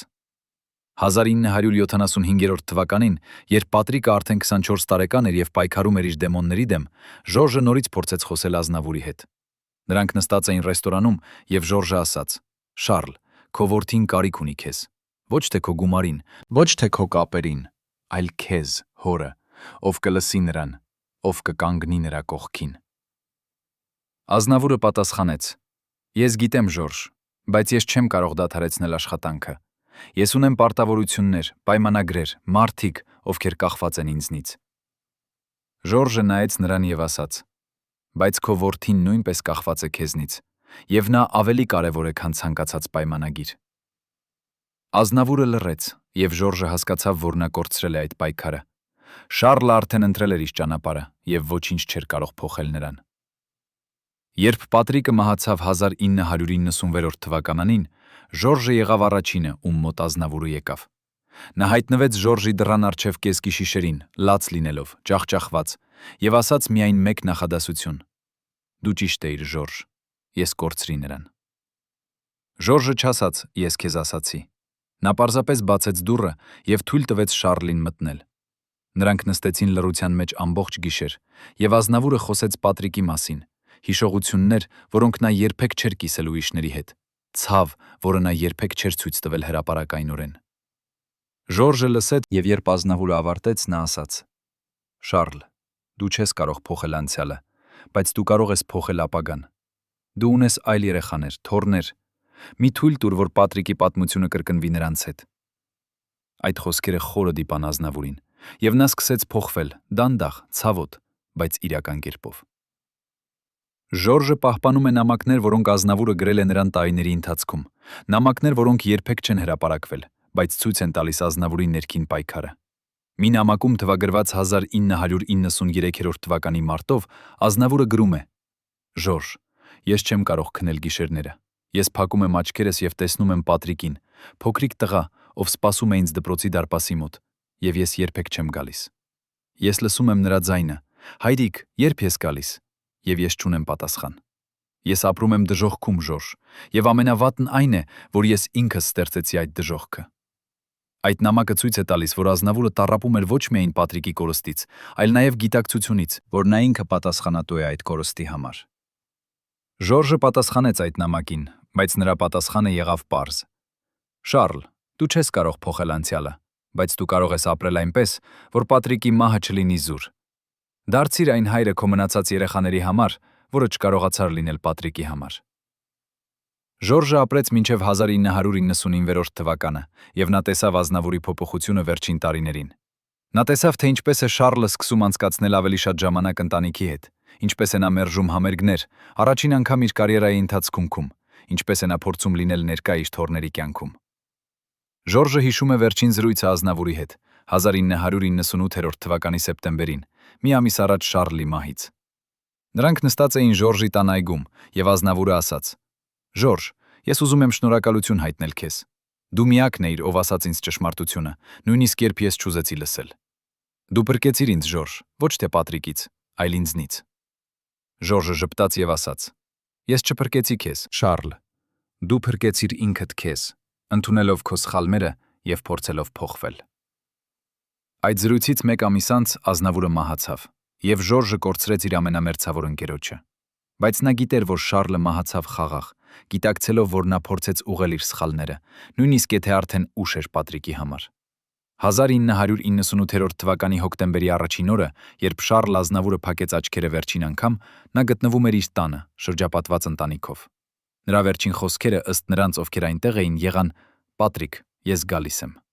Այդ խոսքերը ցույց են տալիս, որ նույնիսկ իր կյանքի վերջին պահին Ազնավուրը մտածում էր իր որդու մասին, սպասում էր այն հանդիպմանը, որը նրանք երբեք չունեցան այս կյանքում։ Նրա մահը եղավ խաղաղ, առանց ցավի, առանց տառապանքի։ Կարծես նա վերջապես գտավ այն հանգստությունը, որը փնտրել էր տարիներ շարունակ։ Բայց նրա մահը թողեց հարցեր, որոնց պատասխանները մենք երբեք չենք իմանա։ Արդյոք Ազնավուրը իսկապես ներեց ինքն իրեն։ Արդյոք նա հավատում էր, որ Պատրիկը ներեց նրան։ Արդյոք նա մահացավ գիտակցելով, որ արեց ամեն ինչ, ինչ կարող էր, կամ դեռ կրում էր մեղքի բեռը։ Ազնավուրի թաղմանը ներկա էին 10,000 մարդ, երկրպագուներ, գործընկերներ, ընկերներ, ընտանիքի անդամներ։ Փարիզի փողոցները լցված էին մարդկանցով, ովքեր եկել էին հրաժեշտ տալու մեծ երգչին։ Բայց ամենաէմոցիոնալ պահը եկավ, երբ նրա թոռներից մեկը կարդաց ելույթ, որտեղ նա խոսեց ոչ թե Ազնավուրի հռչակի մասին, ոչ թե նրա երգերի մասին, այլ նրա որպես պապի մասին։ Նա ասաց. «Իմ պապը սովորեցրեց ինձ, որ ամենակարևորը կյանքում ոչ թե հաջողությունն է, այլ սերը։ Նա սովորեցրեց ինձ, որ մենք բոլորս կատարում ենք սխալներ, բայց կարևորը չէ սխալները, այլ այն, թե ինչպես ենք մենք փորձում ուղղել դրանք։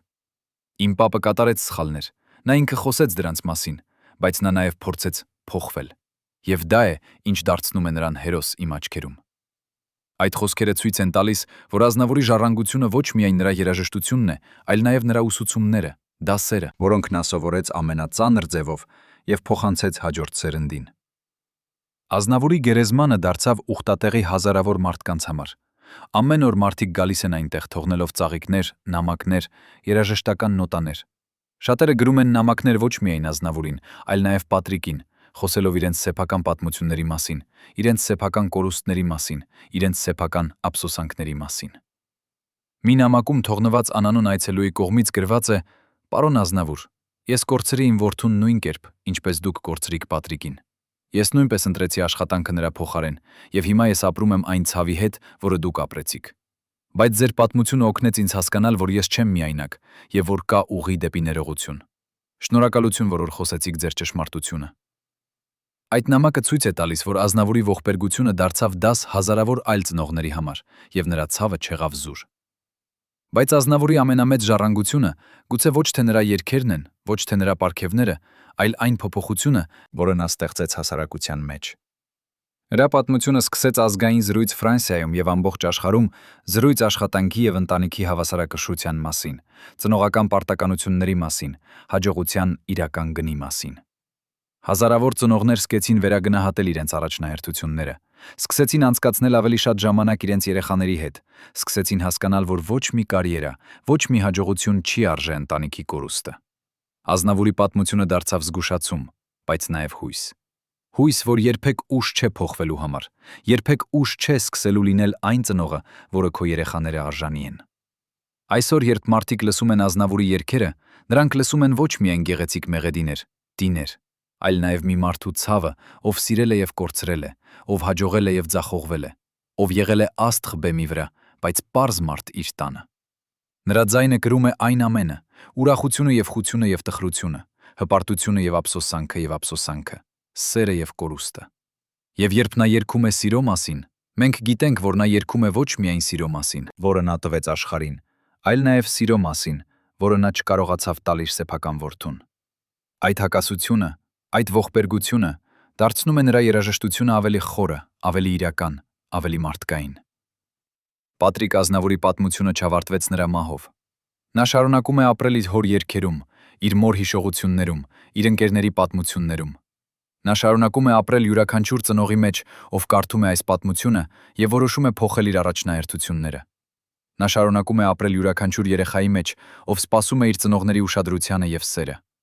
Պատրիկի ձայնը, որը երբեք չհնչեց բավականաչափ բարձր այս աշխարհում, հիմա հնչում է հազարավոր ձայների միջոցով, ձայներ, որոնք ասում են. «Ես այստեղ եմ,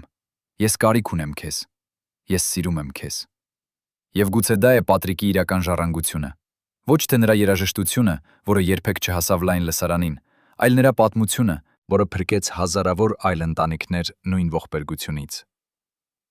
Շարլ Ազնավուրի եւ Պատրիկ Ազնավուրի պատմությունն է սիրո եւ կորստի մասին, հաջողության եւ ձախողման մասին, հռչակի եւ մենության մասին։ Դա պատմություն է հոր մասին, ով սիրեց իր որդուն ավելի քան կյանքը, բայց չկարողացավ ցույց տալ այդ սերը այնպես, ինչպես պետք է։ Դա պատմություն է որդու մասին, ով սպասեց իր հորը ամբողջ կյանքը եւ երբեք չստացավ այն ժամանակը, որին արժանի էր։ Բայց դա նաեւ պատմություն է հույսի մասին։ Հույս, որ մենք կարող ենք սովորել մեր սխալներից, որ մենք կարող ենք փոխվել, որ երբեք ուշ չէ սկսելու սիրել ճիշտ կերպով։ Եվ եթե այս պատմությունը փրկում է նույնիսկ մեկ ընտանիք, եթե այն օգնում է նույնիսկ մեկ ծնողի հասկանալ, թե ինչն է իսկապես կարևոր, ապա Պատրիկի եւ Շարլի ցավը չի եղել զուր։ Հարգելի հեռուստադիտողներ, եթե դուք հետևել եք այս ողբերգական պատմությանը մինչև վերջ, գրեք մեկնաբանություններում, թե որ քաղաքից եք։ Մեզ համար կարևոր է իմանալ, թե որտեղ է Շարլ Ազնավուրը դեռ հիշվում։ Եվ բաժանորդագրվեք ալիքին, չբաց թողնելու ճշմարտությունը պատմության կուռքերի մասին։